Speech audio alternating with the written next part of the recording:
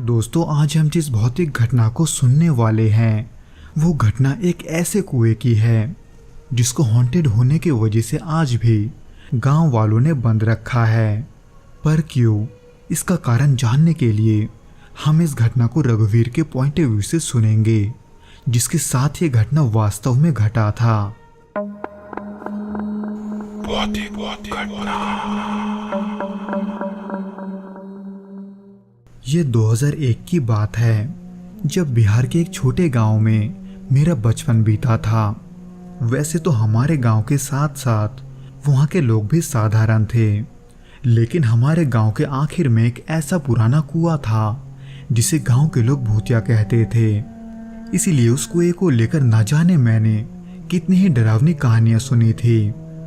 कहा जाता है कि लगभग 20-22 साल पहले उस कुएं के पास एक दर्दनाक घटना हुई थी। गांव के कुछ बच्चे जब वहां खेल रहे थे तब अचानक से उस कुएं की दीवार ढह गई और 3 बच्चे उसमें गिरकर डूब गए। गांव वालों ने उन्हें बचाने की बहुत कोशिश की, लेकिन वो सफल नहीं हुए। वैसे तो उस हादसे के बाद उन बच्चों की आत्माओं की शांति के लिए पूजा भी करवाया गया था, लेकिन लोगों का ये मानना था कि उनकी आत्माएं अब भी वहां भटकती है, और उसी डर के कारण गांव वालों ने उस कुएं को मिट्टी और पत्थरों से ढक दिया था ताकि कोई और उसकी चपेट में ना आए। अक्सर मैं उन कहानियों को सुनकर डर जाता था, क्योंकि मेरा घर उस कुएं के ठीक बगल में था। हालांकि गांव के बाकी लोग उस कुएं को लेकर ज्यादा चिंतित नहीं थे, क्योंकि वो उनकी दिनचर्या से बाहर था। पर गांव में एक दिन ऐसा आया जब हमें सूखे का सामना करना पड़ा। समय पर बारिश न होने की वजह से फसलें सूख रही थी और पानी की कमी से लोग बहुत ही ज्यादा परेशान थे। इसलिए गांव के कुछ लोगों ने यह सुझाव दिया क्यों न उस कुएं को फिर से खोला जाए, क्योंकि एक हिसाब से वो कुआं बारिश न होने तक सभी किसानों की जरूरत पूरी कर सकता था। इसलिए गांव वालों ने आखिर में उस कुएं को खोलने का फैसला कर लिया। पर उनके ऐसा करने से मेरे साथ ही कुछ ऐसा होगा, ये मैंने सपने में भी नहीं सोचा था। उस कुएं को खोलकर कुछ ही दिन हुए थे जब अचानक से एक रात मुझे कुएं की दिशा से बच्चों की हंसी की आवाजें आने लगी। वो हंसी सामान्य नहीं थी, उसमें एक अजीब सा एहसास था। जैसे जैसे वो आवाजें तेज होती गई वैसे वैसे मुझे ऐसा लग रहा था कि जैसे वो हंसी मेरे कमरे के अंदर ही गूंज रही है। रात के तब 10 या 11 बज रहे थे। मैं हिम्मत जुटाकर बिस्तर से उठा, लेकिन डर से मेरे पैर कांप रहे थे। जैसे ही मैंने खिड़की से बाहर झांका तो कुएं के पास कुछ हलचल दिखाई दी, लेकिन वहां कोई नहीं था। अगली बार जब ऐसा हुआ तब मैं अपने कमरे में लेटा हुआ था। अचानक मुझे यह महसूस हुआ कि कमरे में असामान्य सा ठंडक है।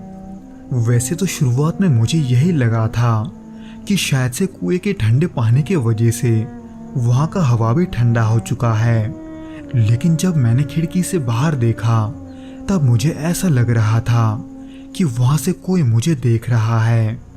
हालांकि ये सच था या फिर मेरा वहम, ये तो मुझे नहीं पता था, लेकिन रात के उस अंधेरे में उस कुएं को देखकर मुझे कुछ ठीक नहीं लग रहा था। इसलिए मैं अपनी खिड़की को बंद करके सोने चला गया। पर कुछ दिनों के बाद ये सब धीरे धीरे और भी बढ़ गया। एक दिन जब मैं शाम को घर लौटा तब मुझे महसूस हुआ कि मेरे कमरे में कोई और भी है, क्योंकि अचानक से मुझे बिस्तर के किनारे से किसी के खिसकने का आवाज आ रहा था। मैंने जब धीरे से अपना सिर घुमाकर देखा तो वहां पर एक छोटी बच्ची बैठी हुई थी। उसे देखकर कहीं से भी ऐसा नहीं लग रहा था कि वो असली नहीं है, और यही सोचकर मैं उसी की तरफ देख रहा था। पर न जाने क्यों उसकी आंखें शाम की उस हल्की रोशनी में भी चमक रही थी। पर यह देखकर कि वो मुझे ही घूर रही है, मैंने डर के मारे अपने आंखों को बंद कर लिया। लेकिन जब मैंने दोबारा आंख खोला तो वो गायब हो चुकी थी, जबकि बिस्तर के किनारे का वो चादर अब भी मुड़ा हुआ था जहां पर वो बैठी थी, जिसे देखकर मैं उस दिन इतना डर गया था कि डर के मारे मुझे अगले दिन बुखार आ गया। इन घटनाओं के बाद मैं पूरी तरह से बेचैन हो गया था। दिन में तो सब कुछ सामान्य लगता था, लेकिन रात होते ही डरावने विचार मेरे मन को घेर लेते थे। पर फिर भी मैंने इन सब के बारे में किसी को नहीं बताया, क्योंकि मुझे डर था कि लोग मुझे पागल समझेंगे। लेकिन एक समय ऐसा आ गया था जब मैं इन सब को अपने अंदर दबाकर नहीं रख पाया, क्योंकि दिन ब दिन ये सब और भी भयानक होता जा रहा था। वैसे तो अक्सर रात होते ही कमरे का माहौल बहुत बदल जाता था, लेकिन एक समय ऐसा आ गया था कि जब भी मैं सोने की कोशिश करता, कोई मेरे पास खड़े होकर चिल्लाते हुए मुझे जगा देता। कभी किसी की सिसकियां, कभी बच्चों की हंसी और कभी किसी की धीमी फुसफुसाहट। ये आवाजें इतनी स्पष्ट होती थी कि मैं सो नहीं पाता था। एक रात तो ऐसा भी हुआ जब कोई आधी रात को उस कुएं के तरफ से मुझे नाम लेकर पुकार रहा था।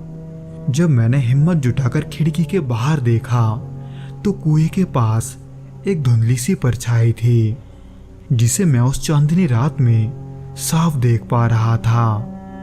उस बच्ची को अपने बिस्तर पर देखने के बाद ये दूसरी बार था जब डर के मारे मेरा बदन कांपने लगा था। इसलिए ये सब देखने के बाद आखिर में मैंने ये सब छुपा कर रखना ठीक नहीं समझा, बल्कि मैंने खुद को संभालते हुए अपने पिताजी को ये सब बता दिया। और कई रातों तक अजीब घटनाओं का सामना करने के बाद मैंने गांव के पंडित जी से सहायता लेने का फैसला किया। जब मैंने उन्हें अपने परेशानियों के बारे में बताया तो उन्होंने गंभीर चेहरे के साथ मुझे उस कुएं की पुरानी कहानी सुनाई, जो मैं आपको पहले ही बता चुका हूँ। खैर, उन सब के बाद पंडित जी ने मुझे ये समझाया कि शायद उन्हीं बच्चों की आत्माओं के वजह से मुझे ये डरावना अनुभव हो रहा है, क्योंकि मेरा घर उस कुएं के एकदम करीब था। उन्होंने सुझाव दिया कि हम एक विशेष पूजा करके उन आत्माओं की शांति के लिए प्रार्थना करें। इसलिए हमने उन्हीं के मार्गदर्शन में उस पूजा को संपन्न करके उस कुएं को फिर से बंद कर दिया। हालांकि उसके बाद से मैंने वहां पर कुछ भी नकारात्मक नहीं देखा, लेकिन वो कुआं आज भी हमारे गांव में सालों से बंद पड़ा है। तो दोस्तों, ये तो थी वो घटना जो कि रघुवीर के साथ घटा था। उम्मीद करता हूँ कि आपको यह पसंद आया होगा, और अगर आया हो इसे अपने दोस्तों के साथ शेयर करना मत भूलना।